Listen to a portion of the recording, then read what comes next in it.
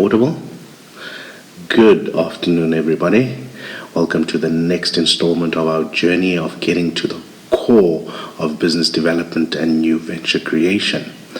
I am Yongama Skweya, your host, Chief Advocate for Innovation and Entrepreneurship. First on the docket this afternoon, some interesting events in the news. Firstly, Bidvest Group sells off its banking division to Access Bank of Nigeria for $157 million or 2.8 billion rands. This bothers me to some extent, given the constant noise made in the media about the need for black-owned banks in South Africa. I would have thought that this asset would have been purchased by a black consortium, or at minimum a leverage buyout by black executives at the bank. If you look at all the major banks in South Africa, I think there's enough talent pool of black executives who have reach, experience, gravitas to have actually come and put something together to bid to buy this asset. But alas, it was not to be. I don't know whether this is a symbolicism of the lack of entrepreneurial activity within this industry and specifically within banking, but it's quite a blow to an ideology that is being perpetuated that, the increase in black bank participation would lead to increase in capital being available for blacks. But alas, Access Bank of Nigeria has taken the opportunity. They are an extraordinary business that is expanding wildly and rapidly across the African continent with a presence in 16 countries. This business is looking good for the future. I think it's a one to look at.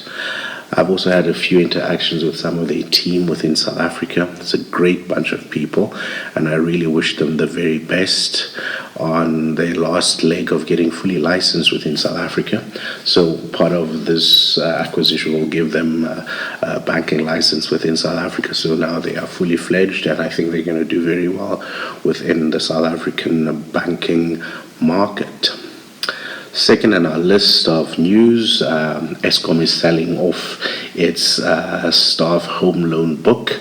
Eskom, which is our only electrical utility within South Africa, has got an incredible offering for its staff, home loan. That is, I think the terms are incredible for someone who works for Eskom over time, because of the increases in numbers of people that have worked there. I think it has become quite a place of loss for the business, and Eskom, trying to streamline somewhat, is now offloading non-core assets, and they've now started a process of offloading their staff home loan book. The African Bank seems to be the preferred bidder for this home loan book. African Bank has been on an acquisition trajectory now for the past 2 years, since 2023, when they bought Grindrod Bank, and they've been buying assets from Sasfin and other banks.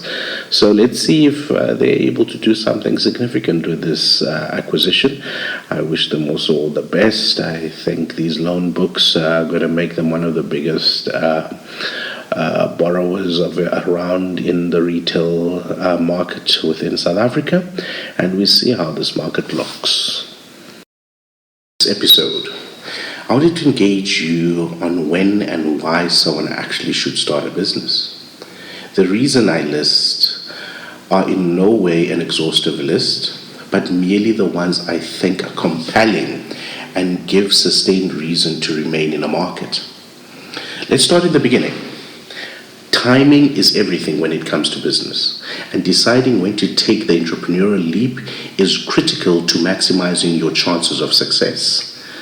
There is great evidence that starting young without any material liabilities and responsibilities is good, as the downsize is minimized to some extent. If your venture or ventures do not succeed and you wish to throw in the towel, you can always pick up your CV, dust it off, and go looking for a job. You would have had at least a decade's worth of experience to go back to the world and look for employment.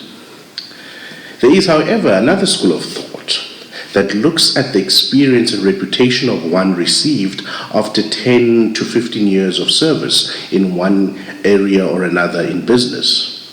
Entrepreneurs who have opted to launch after receiving notoriety within their industries have proven to become extraordinarily successful. This may be tied to their understanding of the market needs, having most of the required networks and a proven track record. They can make a success of a venture in that space. The latter, strangely, is a mainstay in conservative markets where traditional banks are the primary form of lenders available for new business development. Now, starting a business is a complex decision that requires thoughtful consideration of personal readiness, market opportunities, and resources available to you. A key component to remember is that one does not start a business to make an income, money, or proceeds, but rather to offer value that the identified market is willing and able to pay for. It is imperative that you solve a problem and offer value. Now, value seems to be quite an elusive thing for a lot of would-be entrepreneurs to grasp. So I will define it in this way.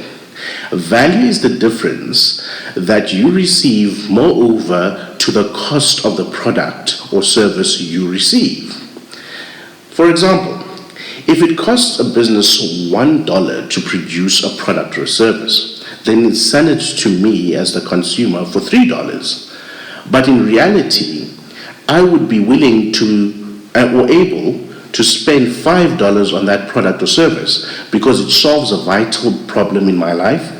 Then the value I receive is $2. This value becomes the foundation for potential repeat purchase of the product or utility of the service. So it's important in building our businesses, whether it is a product-based business or a service-based business, that we understand what is the value of what we are offering to the customer base and ensure that whatever we charge is less than the value that they perceive to get, therefore ensuring that they will come back and repeat, consume, or utilize your service. Now, getting back to timing and personal readiness. Good timing is so subjective, and you can only see it in hindsight. No business founder, no matter how successful, knew exactly how it will all pan out. Entrepreneurship is an iterative process of building products and or services that solve a problem. The key to this is identifying problems to solve. And again, I want to repeat this. The key to entrepreneurship is to identify the problems that you need to solve. A friend of mine always says, you need to fall in love with the problem. And too few entrepreneurs actually fall in love with the problem and end up being so fixated with whatever solution that they want to bring to the fore. To any single problem, there are at least a dozen possible solutions available to you. For instance, if the problem for any market is moving from point A to point B, there's various solutions to that. They can, at the lower end of the market, cheapest possible option is to walk from A to B, depending on the distance and the availability of things. A second option could be to actually get a skateboard to move from A to B. A third option could get a bicycle to move from A to B. And so on and so forth as you grow up the economic ladder, up until you get to a point where people can either decide, do I use an Uber, which is a paid for service, or do I make enough income to actually buy myself a vehicle? So the problem is still the same. People need to move from A to B. But depending on the target market, the ability to consume of that target market, you build an appropriate solution that will meet them where they are for the amount of money that they are willing to pay for.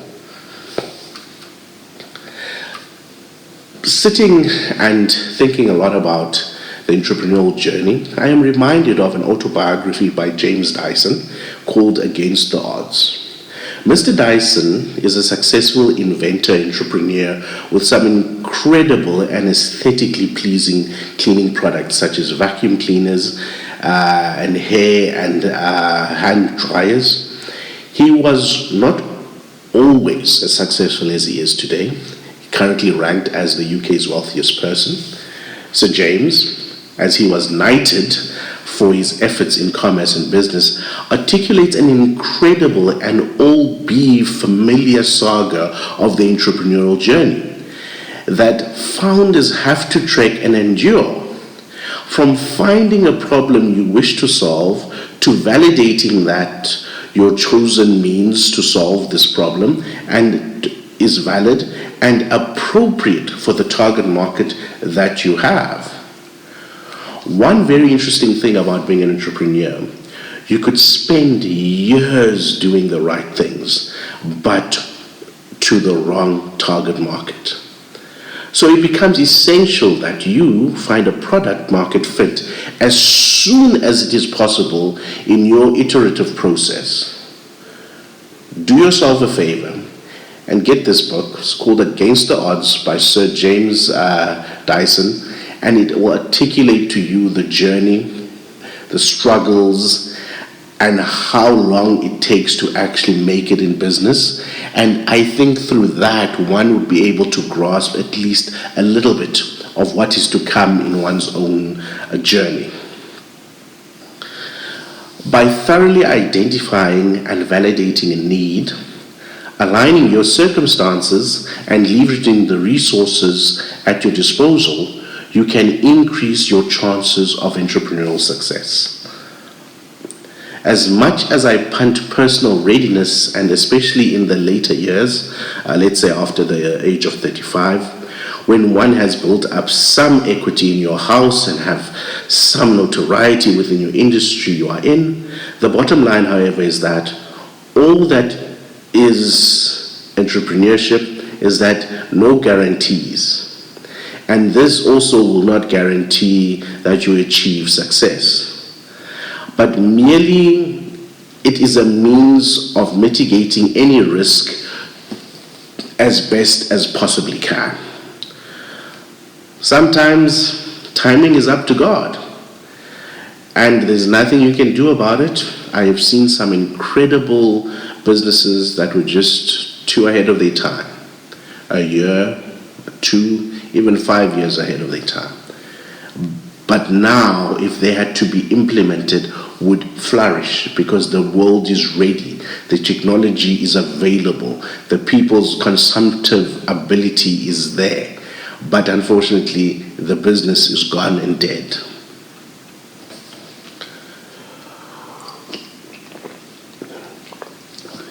Market readiness is also improves your business case. Consider whether the broader economy is conducive to starting a business.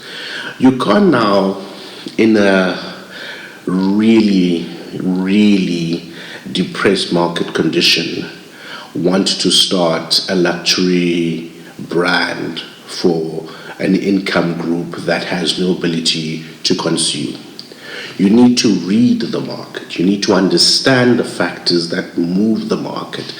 And by so doing, you are in a better position to actually be a leader in that market. As much as economic theory indicates that During bad times, you'd find that luxury goods do much better than overall segments. That is because the rich are consuming that. And the middle class trying to feel better about the circumstances would be consuming that. So it would be appropriate to build for that particular target market. For many years, I learned and experienced that any economic environment, when depressed or under pressure, the two main areas of production and development will always be alcohol and tobacco. And this has been a trend for at least the past 150 years, that during depressions or recessions, alcohol and tobacco stocks and businesses would be the ones to actually grow, as people either drink to take the depression away or drink because of some other reason. Funny enough, in 2019, when we started having the first waves of COVID, in the South African economy, it didn't work out like that. We found ourselves where our government decided to close down all alcohol establishments or sale of alcohol and the sale of tobacco. So that economic notion went out the window incredibly fast. At that stage, I was quite heavily invested in alcohol myself, so I understood the downturn and the incredible losses that one endured in such an economy. So one thing that I've learned is that economic theory is just that, theory. It does not always pan out as assumed, and one should always be vigilant and ready to look at the world from a different angle in order to find solutions and means to overcome whatever obstacles come your way. So again, with market readiness, it improves your business case, and one needs to consider whether the broader economy is conducive to starting a business or not. So I have this other mentor. They started an ICT business back in 1998. After a short stint as a consultant at Accenture, him and three other partners went out and started their business. And they have built in almost 3 decades a meaningful mid-tier IT company within South Africa, with customers and a reach to some of the countries across the continent. This was a business built on hard-won lessons and persistence. They themselves have been great stewards of capital, and the business they have built, they've been good to their workers, they've been good to their customers, and they have based this business solely on customer satisfaction and rigorous efficiency. And they do incredible work. And these are the things that one needs to look at in building a business, in that you become good at offering your customers value and satisfaction, because ultimately they are the ones who come to you and give you their hard-earned money.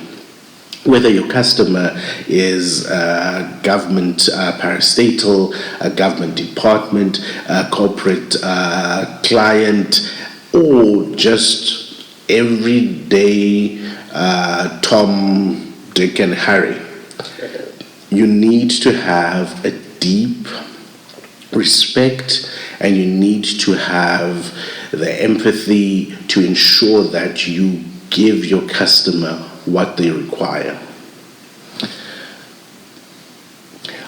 My emphasis on only entering markets that you have notoriety in is based on the fact that you will need strategic mentors and network partners who will open doors and introduce you to key individuals. But be it potential major clients, or bank relationship manager who will have the patience to listen out to your story and advise you on how to access resources. Mentors like winners. You have seen on the road. So let's say you're driving on the road and you've seen someone has broken down on the side of the road just sitting there. It's interesting that hardly anyone ever stops to help them. Yet, if they try to push the vehicle, so many more people are willing to stop and assist, be it to push or to do something else. This is how humans are wired.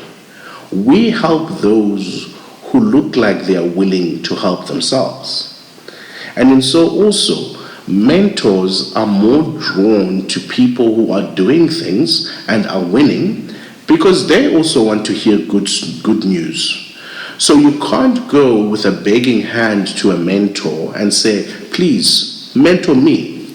You need to go with a thing of, this is what I'm building. This is where I am.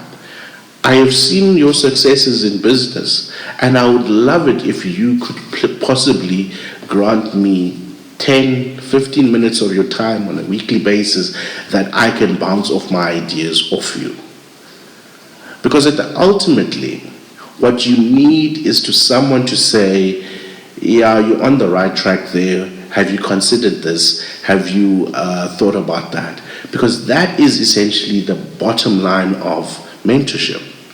Someone to critically look at what you are doing, someone to help expand your mind, someone to be there to say, yeah, no, I don't think you're on the right track given the decision and the ethos that you have for your business. So, I hope you go out there and you find mentors, but remember that mentors love winners, so become a winner so you can attract the best possible mentors for yourself. In my daily life, I have a great privilege of meeting entrepreneurs and founders almost on a daily basis, each with a great story, some compelling and insightful, while others lacking and painful. I meet people from all walks of life, and when I tell them what I do, they all exclaim that they would like to start a business. People I know, be it friends and family members, have also indicated that they would like to start a business. As a recovering entrepreneur, I'm always encourage anyone looking to embark on this great journey as an adventure of a lifetime. And who am I to stand in your way? When time permits, however, I like to probe into the reasons for why these people say they wish to start a business. A kind of an interrogation on the North Star. Anyone who's pitched to me for VC funding knows I like to ask that question.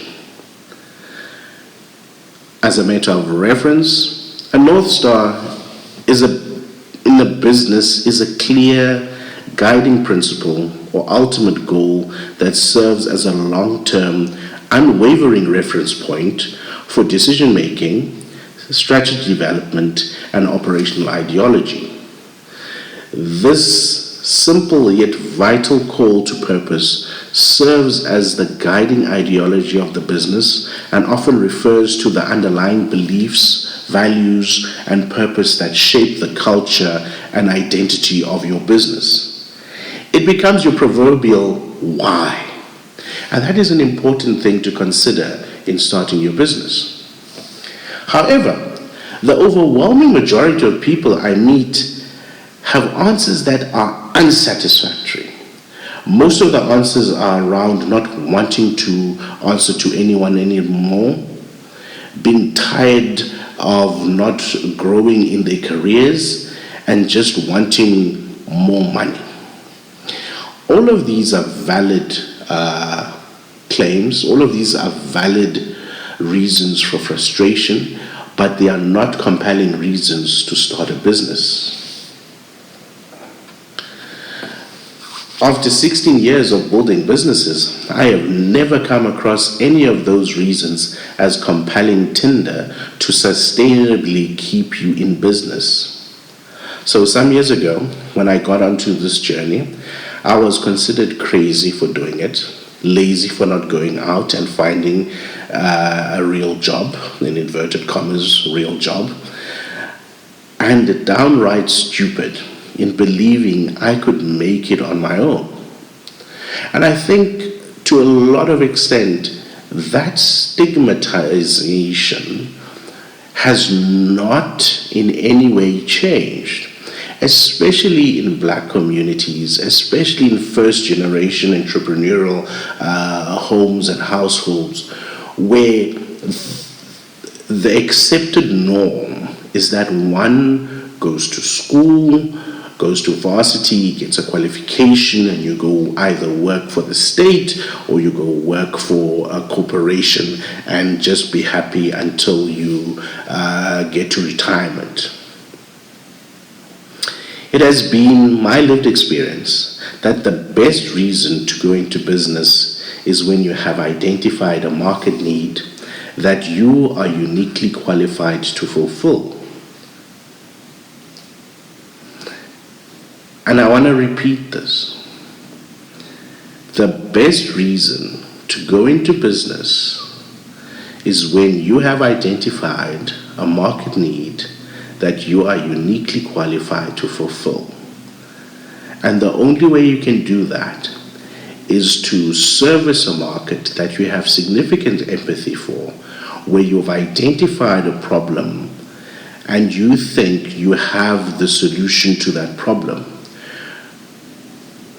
You will need to go into that market and validate whether that problem is appropriate or that solution that you bring to their problem is appropriate for them, that they want it, that they can afford it, and that they are willing to pay for it. And all of these dots, when linked together, help you build a business. I don't think it is the right platform on this episode to start speaking about business cases and how you go about doing things, but I wanted to spark your understanding and your thinking around, why do I go and venture? I hope all my rantings have given you some insights, clarity, and if I did my job well, made you think more earnestly on why and when you should look at launching a business. As for your artwork, your cathedral of service, and the value creation that you have for your customers, because that is what your business will be. It will be your masterpiece to show the world this, or I was here, and this is me. The entrepreneurial journey has few equals in terms of life experience and things to do that are meaningful in life. I need you to remember that the journey itself is as important as the destination.